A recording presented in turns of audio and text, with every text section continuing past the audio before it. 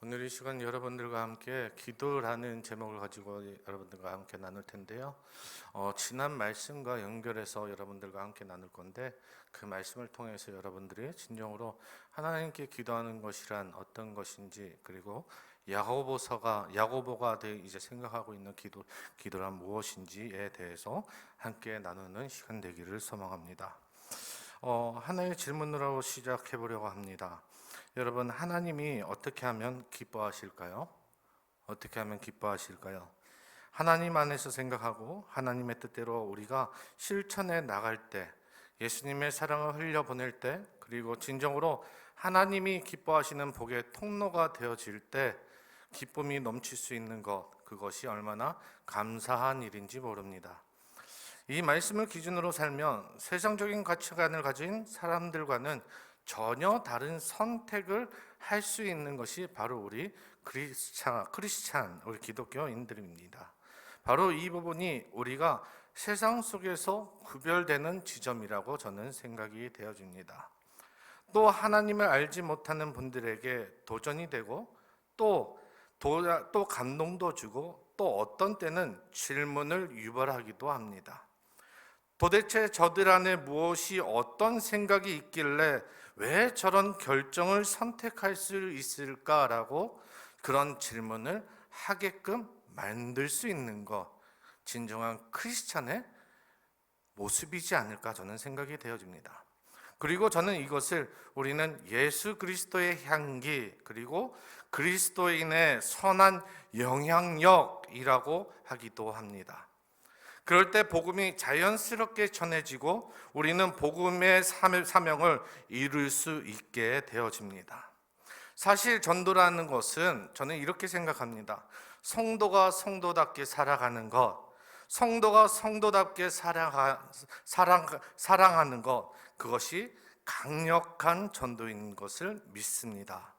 그래서 하나님을 부끄러워하지 아니하고, 내가 하나님을 믿고 섬기며 따라가는 것, 그리고 부끄러워하지 아니하고 아는 만큼, 믿는 만큼 자랑하면서 살아가는 것, 그리고 드러내면서 그것을 따라 살아가는 것, 그것이야말로 진정한 전도라고 저는 생각이 되어집니다.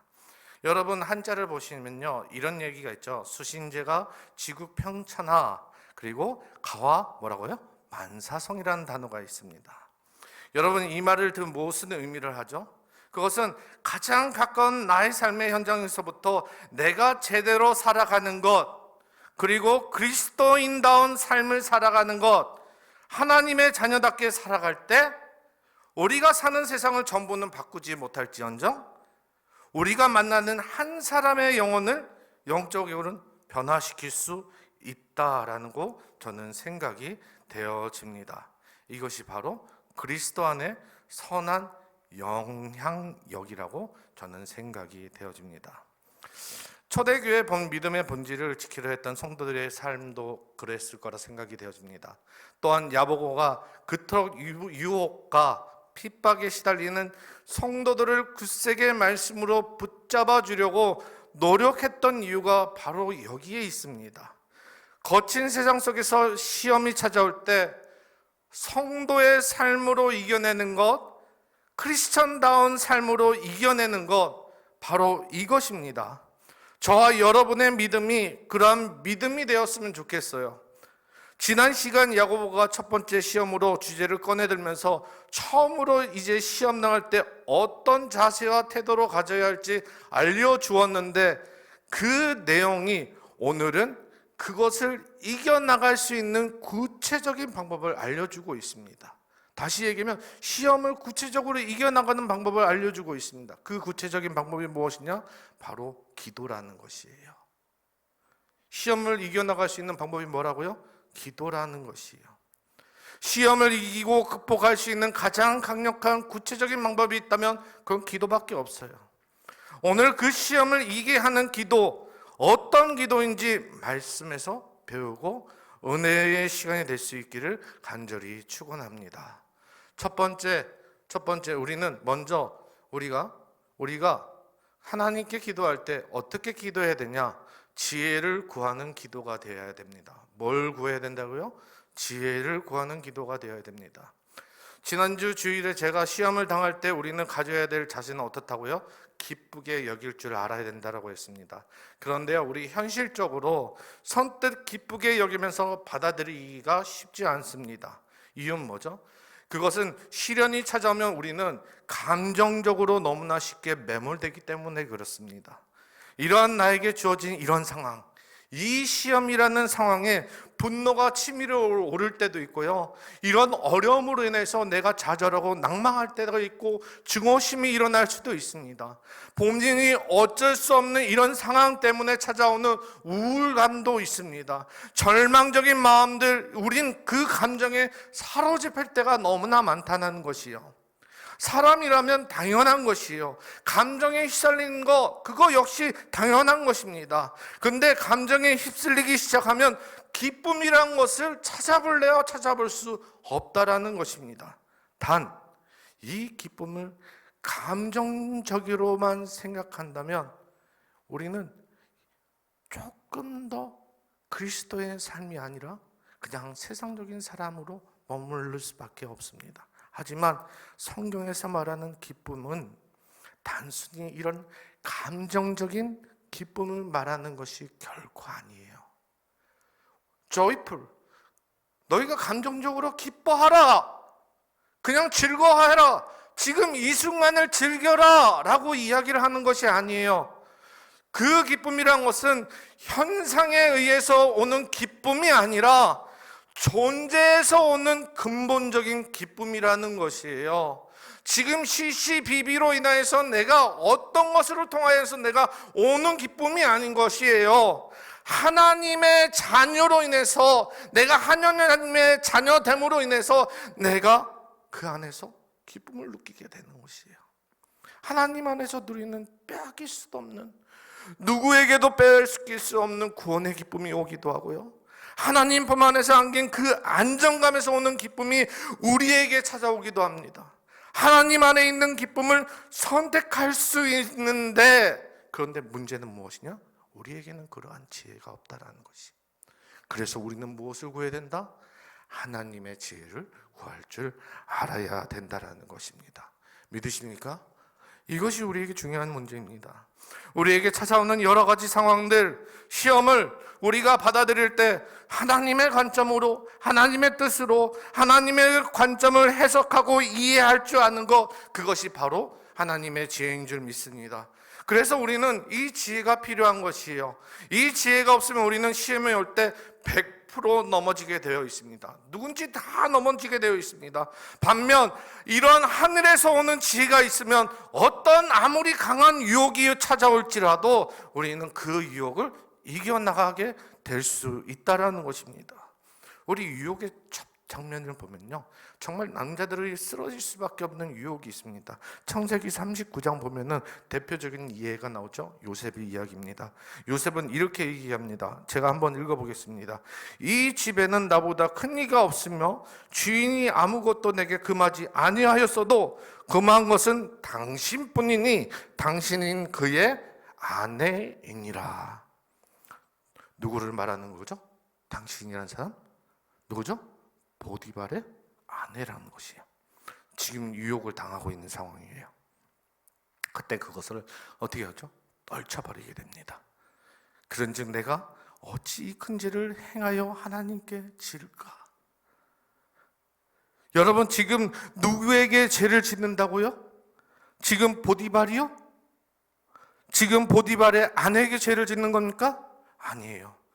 요셉은 지금 하나님 앞에서 하나님께 어떻게 내가 죄를 지을 수 있을까라는 그 질문에 대해서 답하고 있는 것이에요. 여러분, 이 장면은 이 유혹을 하나님의 관점에서 해석하고 승리한 대표적인 시험의 장면이라고 이야기할 수 있습니다. 그래서 성경에서 말하는 지혜는 헬라어로 소피아라고 이해를 하고 있습니다. 소피아는 분별할 줄 안다는 것이에요. 선악을 분별해서 선을 택할 줄 아는 분별력, 이것을 지혜라고 합니다. 그래서 야고보서는 서신서 중에서 두 가지 지혜를 계속 얘기합니다. 첫 번째는 무엇이냐? 3장 15절에서부터 29절에 나오는 세상의 지혜, 그러니까 욕심으로부터 된 정욕을 이야기하고, 두 번째는 하늘에서부터 오는 지혜를 이야기하는 것입니다. 근데 이 두 가지를 비교하면서 우리는 반드시 기억해야 될 것은 무엇이냐? 하늘의 지혜로 채워지지 않으면 세상의 지혜로 우리를 지배하고 판단하고 실수하게 만드는 사실을 우리는 반드시 기억해야 됩니다. 세상에서 학식도 많고 지위도 높고 명예도 높고 수준도 높은 인간처럼 보여도 하늘의 지혜가 없으면 영적으로 밑바닥인 수준밖에 되지 않는 것이에요. 그러니 하늘의 지혜가 없는 자에게는 큰 시련이 닥치면 굉장히 당황하게 됩니다. 어디로 찾아가죠? 어디로 찾아가신지 아시나요? 요즘 제일 유명한 게 무엇인 줄 아시나요? 유행하는 게 바로 점집입니다. 여러분들 점집 가보셨나요? 안 가보셨나요? 저도 한 번도 안 가봤습니다. 할머니들 옛날에 화투로 점치고 막 이러셨잖아요. 기억나시나요? 백천호님 아니라고 얘기하시는데, 네, 그럴 수도 있죠. 점집을 답니다. 근데 통계를 보니까 점집이 우리 교회 목사님들보다 더 많다고 합니다. 지금 몇 명인 줄 아시나요? 60만 명이 점 치는 사람이라고 합니다. 몇 명이요? 60만 명이 점을 치는 사람이라고 해요. 연간 몇 억을 버느냐? 수입이 매출액이 1,800억이나 된다고 그래요. 점집이. 그만큼 사람들이 찾아가는 곳이 점집이란 거예요. 왜 그럴까요? 하늘의 지혜가 없으니까 내가 찾아오는 불안과 이 유혹들의 상황 속에서 두려움을 해결할 수 있는 방안이 없는 것이에요. 그래서 세상의 유혹에 무방비되어서 노출되어 있으니 그런 데를 찾아가는 것입니다. 세상은 그 두려움을 이용해서 뭔가 영혼을 유혹해서 해치고 있는 것이에요. 그래서 우리는 하늘의 지혜, 하나님이 주시는 지혜로 체험받기를 간구해야 합니다. 하나님의 지혜, 하나님의 뜻을 분별하는 지혜, 이 소피아가 반드시 필요한 것이에요. 하나님에 있는 지혜를 간구하고 그 얻을 때야 우리는 크고 작은 시험들 그리고 유혹들을 벗어나야 이길 수 있는 줄 믿습니다. 우리 두 번째로 우리가 구해야 될 것은 바로 하나님의 성품입니다. 우리 한번 따라해 볼까요? 뭐라고요? 하나님의 성품입니다. 자, 시험을 이기는 첫 번째 방법은 하나님의 지혜를 간구하는 것이었습니다. 간구할 줄 알아야 된다. 하나님의 지혜를 기도해야 된다. 우리의 것들만 기도하는 것이 아니라 하나님 분별할 수 있는 기도의 능력을 주시옵소서. 두 번째는 하나님을 알게 하여 주시옵소서. 하나님의 성품에 대해서 알게 하여 주시옵소서라고 기도할 줄 알아야 돼요. 그런데 문제는 무엇이냐? 시험이 올 때 우리가 생각보다 믿는 자들인데 생각보다 기도가 바로바로 튀어나오지 않는다라는 것이에요. 결정적인 위기의 순간에 기도는 우선순위에서 뒷전으로 멀어질 때가 너무나 많습니다. 기도로 지금 현실을 바꾸고 변화시키는데 너무나 비현실적인 일이라고 생각할 때가 너무나 많은 것이에요. 너무 멀리 있는 곳으로 생각해요. 불가능한 것이라고 생각을 합니다. 성도임에도 불구하고 기도하지 않는 현상은요, 하나님의 성품에 대해서 제대로 알지 못하기 때문에, 하나님의 임재를 경험하지 못했기 때문에 이런 일들이 일어난다고 저는 생각이 되어집니다. 하나님의 능력을 믿기는 하는데 아주 희미하게 믿어요.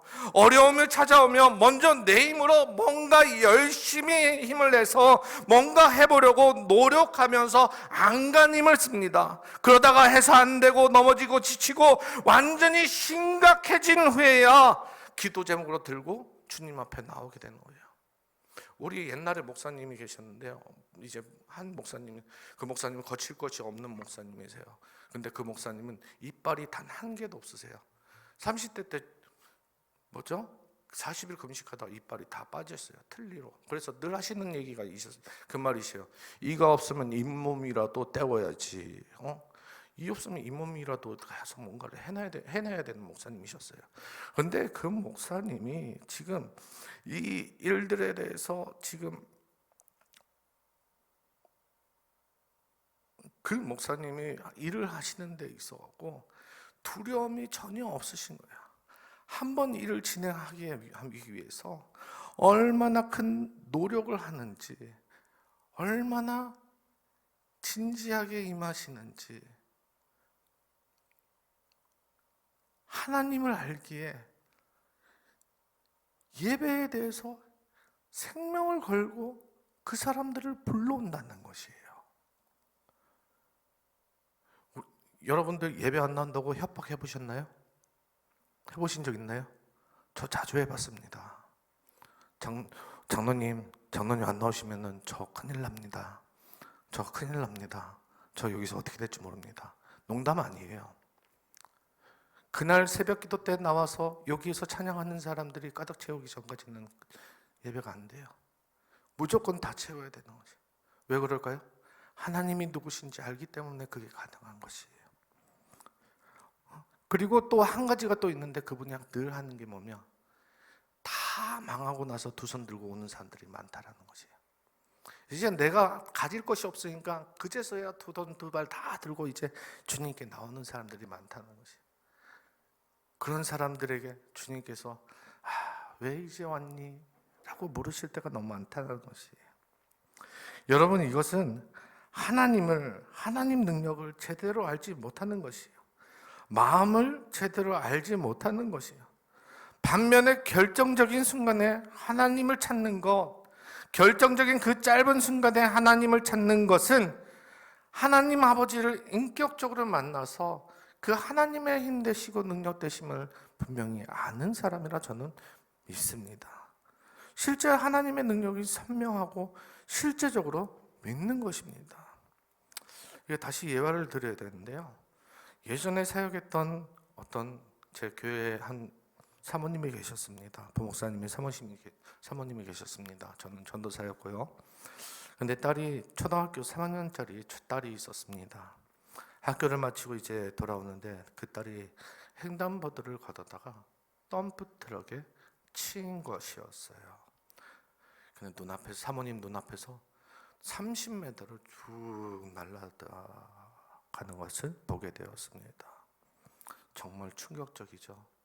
사모님은 거기서 어떤 모습을 보였냐, 그 짧은 순간에 다른 것도 하지 않고 그 애한테 달려가서 그 아이를 꼭 껴안고 1분 동안 기도를 했다고 합니다.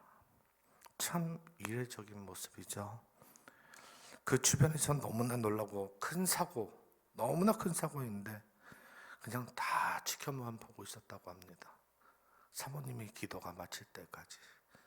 시간이 지나고 사모님이 눈 떠서 그 아이를 쳐다보는데 참 신기하게도 그 아이의 머리도 멀쩡하고 다리도 멀쩡하고 그리고 몸도 멀쩡하고 상처만 몇 개 나고 끝났다라고 합니다. 참 신기하죠? 저는요, 이 이야기를 쭉 들으면서 정말 놀랍고도 신기하고 대단하다라고 생각이 되어집니다. 근데 여러분, 제가 말하고 싶은 것은 그 아이가 그렇게 사고가 났음에도 불구하고 하나도 안 다치고 멀쩡한 것도 대단한 것이라고 생각이 되어집니다. 그걸 이야기하려는 것이 근데 아닙니다. 제가 얘기하고 싶은 것은 사모님의 그 순간적인 반응을 이야기하고 싶은 것이에요. 더 신기하고 위대한 것은 바로 그 순간의 찰나, 내가 하나님께 기도할 수 있느냐, 내가 어려웠을 때 정말 주님께 나아가서 바로 그 자리에서 무릎 꿇고 기도할 수 있는 능력이 되느냐라는 것을 물어보고 싶은 것이에요. 정말 나 같았으면 어땠을까? 정말 나 같았으면 그 순간에 어땠을까? 생명의 주인 되신 하나님이라고 내가 믿고 내가 고백하고 내가 선포를 하는데 눈앞에 차에 치인 사랑스러운 이 자식을 바라보면서 나는 어땠을까? 라는 생각을 저는 가져보게 되더라고요. 정말 이 사모님처럼 영적인 지배를 받으면서 정말 그 상황을 주님께 오로지 맡겨드릴 수 있었을까? 여러분, 위기의 순간에 주님을 가장 먼저 찾는 것이 참된 믿음인 줄 믿습니다. 가장 가장 위험한 위기의 그 짧은 순간에 주님을 먼저 찾는 것, 그것이 진정한 믿음입니다. 그래서 우리가 가장 기도하기 힘든 위기의 순간, 기도가 제일 필요한 시간이라는 사실을 반드시 기억하시길 바랍니다. 오늘 말씀은 하나님은 당신의 자녀들을 기도할 때 어떻게 해주신다라는 말씀을 표현해 주십니다. 그 말씀이 어디 나오냐? 바로 5절 말씀입니다. 5절 말씀 우리 함께 읽어볼까요? 시작. 너희 중에 누구든지 지혜가 부족하거든 모든 사람에게 후히 주시고 꾸짖지 아니하시는 하나님께 구하라. 그리하면 주시리라. 어떻게 하신다고요? 후히 주시고 꾸짖지 아니하시고 그 하나님께 구하면 주신다라고 얘기합니다. 후히 주신다라는 이 후히라는 단어가 하플로스라는 단어인데요. 풍부하게, 넉넉하게, 아낌없이 주신다라는 것이에요. 그런데 이 뜻과 함께 약간의 다른 뉘앙스의 단어가 다른 뜻이 있는데 그게 뭐냐면 순수하게 주신다라는 것이에요. 하나님의 마음이 너무나 기뻐서 자녀에게 내가 다른 욕심이 없이 내가 사랑하는 자녀에게 주듯이 그 자녀에게 후히 주시고 넉넉하게 주신다는 것입니다. 마치 사랑하는 아버지가 자식을 향해서 그 아이들을 향해서 아낌없이 주듯이 그 사랑하는 모습으로 준다는 것이요. 산상수훈의 마태복음 6장 26절은 이렇게 얘기합니다. 우리 한번 찾아볼까요? 마태복음 6장 26절입니다. 함께 찾아봅시다.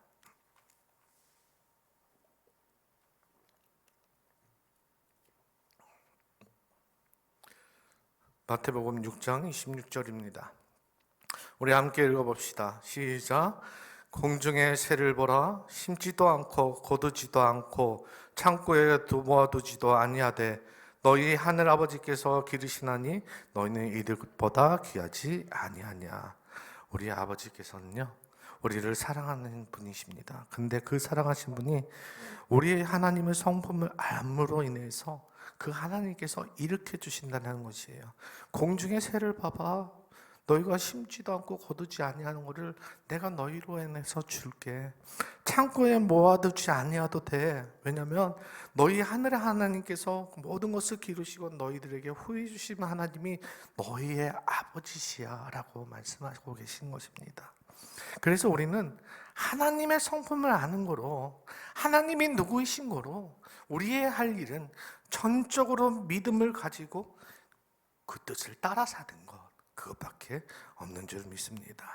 그래서 하나님께서는 우리에게 주실 때 이 땅의 방식이 아닌 하늘의 방식으로, 이 세상에서 이 땅의 평화가 아닌 하늘의 평화로, 그리고 이 세상의 지혜가 아닌 하늘의 지혜로 채워주신 줄 믿습니다. 그래서 우리에게 온 시험을 우리의 아버지 되시는 하나님과 더욱 깊은 사랑을 누리며 기회로 여길 수 있는 저와 여러분 되시기를 소망합니다. 자, 여기서 세 번째입니다. 자, 시간이 좀 됐는데 조금 고개를 살짝 이제 조금 흔들어 봅시다. 지금 약간 예수님과 하이파이브 하시는 분들이 계셔요. 자, 고개를 살짝 움직여 주시고요. 네, 좋습니다. 자, 세 번째입니다. 세 번째는 무엇이냐? 우리는 두 마음을 품으면 안 됩니다. 어떤 마음이요? 두 마음을 품으면 안 됩니다. 자, 6절부터 8절까지의 말씀 제가 한번 읽어보겠습니다. 오직 믿음으로 구하고 조금 더 의심하지 말라. 의심하는 자는 마치 바람에 밀려 요동하는 바다 물결 같으니 이런 사람은 무엇이든지 주께 얻기를 생각하지 말라. 두 마음을 품어 모든 일에 정함이 없는 자로다. 두 마음을 품은 자는 뭐라고요? 정함이 없는 자로다. 우리 세 번째로는요, 기도는 믿음의 질적인 차원에서 점검해야 됩니다. 기도가 양이 많은 것 중요하겠죠. 근데 질적인 것도 우리는 체크를 해야 된다는 것이에요. 그 요지는 기도할 때 우리는 의심하지 말고 구해야 된다는 것이에요. 의심하는 믿음은 불완전한 믿음입니다. 불완전한 믿음으로 기도하는 것은 아무런 소용이 없다라는 것이에요. 믿음이 없다라는 것이에요. 저와 여러분의 믿음 안에 뭔가 틈이 생겨서 의심하는 순간 우리의 마음은 정죄하는 마음이 들어올 수 있습니다. 판단하는 마음이 들어올 수 있습니다. 그래서 내가 기도하려고 하면 딴 마음이 자꾸 들어오게 되는 거예요. 내 마음이 분열하게 되는 것이에요. 내 욕심이 찾아오면 하나님의 마음과 내 마음이 둘로 나누어서 기도하게 되는 것이에요. 그래서 우리는 기도할 때 어찌할 바를 몰라서 하나님의 뜻을 구별하지 못하고 우리의 욕정대로 기도할 때가 너무나 많다는 것이에요. 그래서 우리는 이런 마음들이 충분히 침투할 수 있다는 것을 기억해야 됩니다. 여기서 의심이라는 단어는 헬라어로 디아크리노라는 단어입니다. 디아크리노는 뭐냐? 갈라내다, 갈라지게 하다라는 뜻이에요. 그러니까 서로 비판하고 평가하면서 갈라지게 만드는 것, 이런 뜻을 가지고 있는 것이요. 일반적으로 이야기하면 우리가 하나님의 약속을 믿지 않고 주저하는 태도, 그것을 이야기하는 것이에요. 좀 더 충실하게 번역을 하면 우리 마음속에 어떤 마음이 있다, 두 마음이 갈라지는 것, 이것을 이야기하는 것입니다. 내 안에도 신앙이 있고 불신앙 같은 것이 있어요. 그것이 공존을 하고 있다는 것입니다. 신뢰와 주저 사이에 머뭇거리면서 헤매고 있을 때가 너무나 많습니다. 내 안에 둘로 갈라진 이 나눠진 마음, 이 상태로 인해서 8절은 이렇게 얘기합니다. 두 마음을 품어. 분명하게 이야기하고 있습니다. 우리의 마음은 두 마음이 있습니다. 그래서 모든 일에 정함이 없다. 이거는 고정되지 않았다. 마치 바람에 요동치는 파도처럼 고정되지 않고 마음이 오락가락 한다라고 이야기를 하는 것입니다. 좋을 땐 좋은데 힘들 땐 확 사그러져 버리는 것이에요. 마음이 오락가락하니 행동도 왔다 갔다 하는 것이에요. 신앙생활 하면서 일관성이 사라져 버립니다. 어떨 때는 굉장히 믿음이 좋은 것처럼 이렇게 보이지만 어떨 때는 믿음이 확 가라앉아 믿음 없는 사람처럼 행동할 때가 너무나 많다는 것이요. 아무런 문제 없이 여러분 카멜레온 성도라는 단어를 아시나요? 카멜레온 성도라는 것을 아시나요? 카멜레온 같이 주변 상황과 환경에 따라서 믿음의 색깔이 계속적으로 변한다는 것이에요.